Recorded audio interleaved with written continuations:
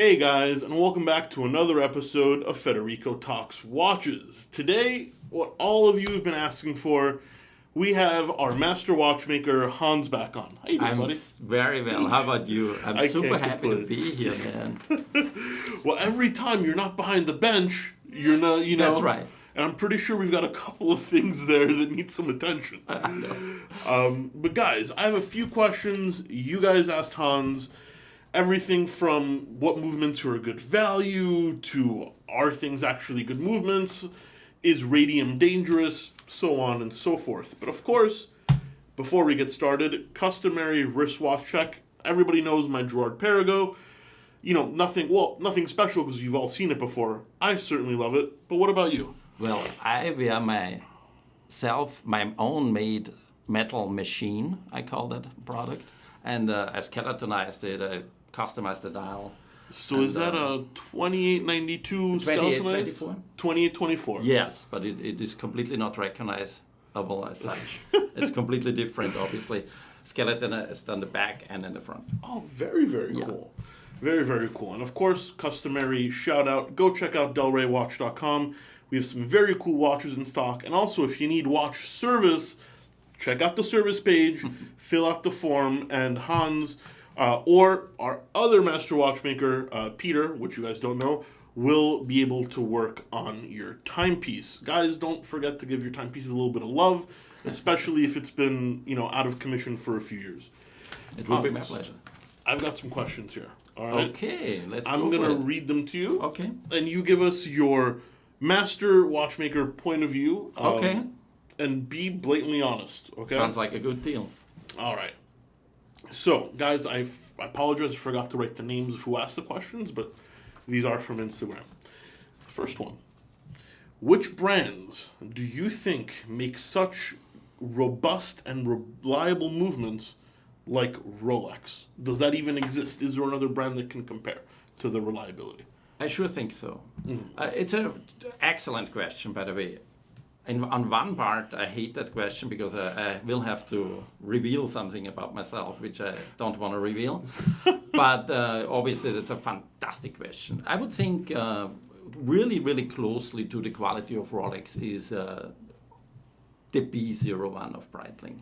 Mm-hmm. It happens that, I don't know if you can obviously Google all that information, but I was very close with Breitling, and the same engineer who designed the Rolex Daytona, the new Rolex Daytona, after the El Primero, also designed the B01. Okay, which is why they both have that vertical clutch system. Absolutely, and also the B01 is a little bit further developed than the Rolex, so it's a modular chronograph where you can take just the chronograph part out, you can take out just the automatic winding system. And that's why they have the world time, it's the just GMT. Absolutely genius. And they almost got into a little bit of a lawsuit because the Rolex people, once they saw how they constructed the date mechanism of the B01, they actually thought it was copyright infringement, but they couldn't prove it enough. So also, the Daytona doesn't have a date.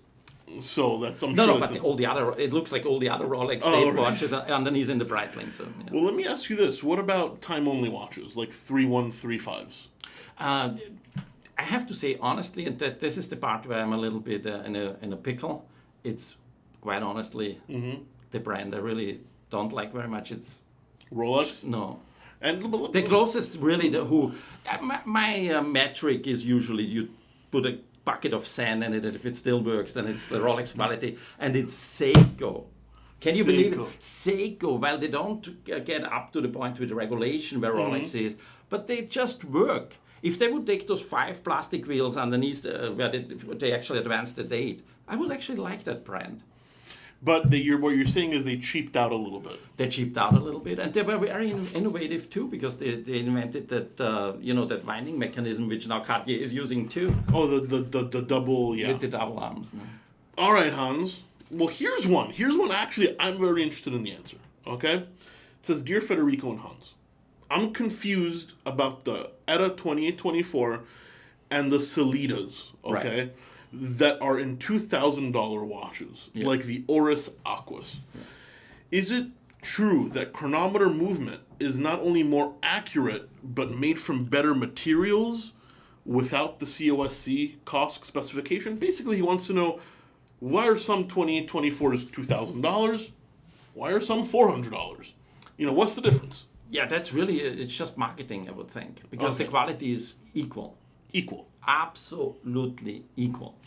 And cost itself is just a measure, a metric. So you send it in to have it cost. Any watch you can send in to Delray can make cost if you're willing to pay the price.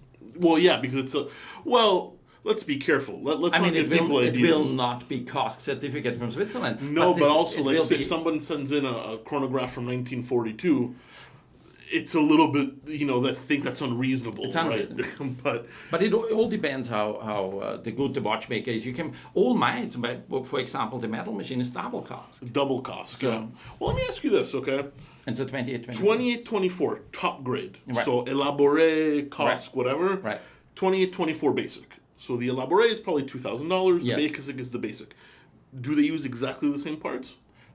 The basic parts, the same materials, but the finish of the part is completely different. Okay. Of the parts. And does that have any bearing on the functioning? No. No. Okay. It's totally so the same. mainly marketing and some decoration. Yes. All right. Yeah, that's exactly where it comes from. Hi, Federico and Hans. Do the less popular brands, do the less popular models in big high-end brands, for example, Audemars Piguet, the Royal Oak is famous, but the Jules Audemars is not famous. Okay. Patek Philippe, the Nautilus is famous, but the Gondolo, the square one, is not famous. Yeah. So, in the non-popular lines produced by the big watchmakers, do they still maintain the same level of quality, even though they sell much less of them? That's a great question. In the names mentioned, like Patek and Audemars, they keep the same. But if you go to Breitling and you go to the lower end Breitlings, they don't. They don't. Okay, so can you give me a couple of examples? Just maybe not model names. What changes? In the finishing. Okay. They just see. It wasn't there a case with Bannerais they actually sold and they had like. But there was a mistake. That was intended and then it became officially a mistake. But they didn't. They did it once. Okay, yes. But we're talking about like people that do it throughout the years of production. Right. The high end brand names, like we mentioned here, they will not do that. Okay. They will keep the standard high. All right. So, Hans, do you handle high-end movements that are hand-finished in a different way than you do a 2824 with no finishing? Absolutely not, because we have to apply the highest level of quality, or our procedures are so high that they're geared up to the highest level. So then I have a question. This is a question for me, what I think they would find interesting, and also as a business owner, I'm going to give you a little shit here. That's great. So why is it that a Patek service, time only, cost, I'm making up a price. This price is made up. Let's say time only Patek service, $500, at a service, $200. Super easy Why the difference? You know what? Why? Because the risk, if you have a terrible accident with it or inside, during the service, something happens, you have to replace a really, really high expensive timepiece versus a thing. So you charge more, even though the work is equal. It's absolutely risk, depending from risk. Yeah. The fact that you're sticking your neck out there and there's so much more risk on the job, you need to charge more. That's the only reason. And I'm willing to bet nobody knew that. Yeah, but that's it. That's really it. So, are large watch manufacturers hurting independence by cutting the supply of replacement parts? I heard that Swatch did this with Omega a few years back. Also, Omega started that certificate program. When you send in a watch for Omega service, they certify it as a genuine Omega. Okay. So, are they hurting independent? Absolutely. I certainly think so. Well, we know that all the time because we don't have an Omega part. I mean, Hans can service almost anything. No, and you can get all the parts. But sometimes it's very difficult. It's difficult. You have to find your own channels and this and that. It is absolutely hurting to the business, for sure. And they will regret it now with 82% drop in sales. Don't be mean, Hans. Don't be mean. Last question, and this is interesting. And I kind of know the answer because I offered you this. I offered you to work on this once. Yeah, what do you think? What do you think of radium dials? So not tritium, radium, And how dangerous are they, with radiation? Since I was working for Breitling, and that's a brand which is long established, in 1884 established, and they used those type of dials at 100 years ago. It was actually used up to the 1960s, believe it or not. Huh? And it is absolutely dangerous. It is, when we went to watchmaking school in the Bundesberufsschule für Uhrmacher in Karlstein, okay? Oh, wow, what a name. Yeah. They actually showed us X-ray pictures of wrists where you could still see the minute track on the bone. Really? So that's because I remember we got offered to service a Radium dial watch, and I rejected it. And I offered it to you, and you're like, absolutely not. It's just not worth it. It really no, of course. Why get cancer to service a watch? Yeah. And we were constantly exposed to those. So Breitling was jumping through those hoops every single year to refresh. Seriously, they came from the government. The United States government came to our service facility here in Florida, and they constantly gave us training how to handle it. We had actually special pins. If with the Geiger counter we could find one, they had to be specially stored, and it's not a joke. Radium is just not a joke. Fair enough. Well, guys, that's it for today. I know Hans hasn't been on the channel in almost a couple years, but honestly, I put my tie on, man. You put your tie on just for you. Come on. Give this video a thumbs up if you want to see more Hans. We try and get him back on the channel, but, he does spend a lot of time behind the bench. And, that's where his talents are best kind of used. And I promise you, the next time I will not bang my fist against the table where the microphone is. Sorry about that. But, guys, thank you so much. Please don't forget to give this video a thumbs up.